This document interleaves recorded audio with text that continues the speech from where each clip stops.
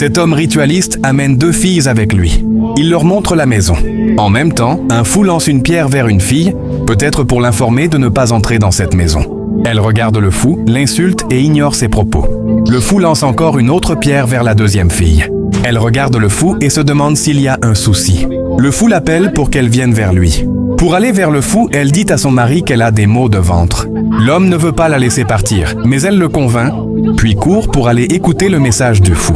L'autre fille reste avec le mari, qui attendait le gardien pour entrer dans la maison. Elle est déjà en joie, car elle a trouvé un homme riche. Doucement, la fille arrive vers le fou et lui demande pourquoi il lui a lancé une pierre. À son tour, il lui demande de ne pas entrer dans cette maison. Il la supplie et l'informe que cet homme est un ritualiste. Mais la fille n'en croit rien et le traite de menteur. Comment voyez-vous le comportement de ce fou intelligent?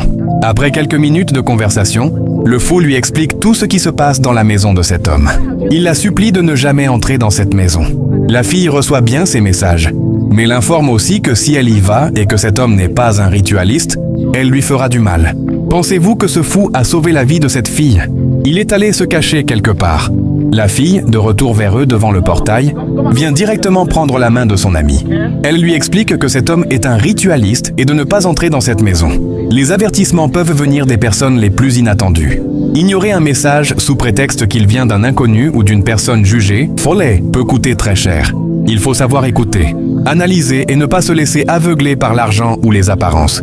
Pensez-vous que cette fille va croire à ces paroles? C'est ce que je veux te montrer dans la partie 2 de cette vidéo. Abonne-toi et partage la vidéo.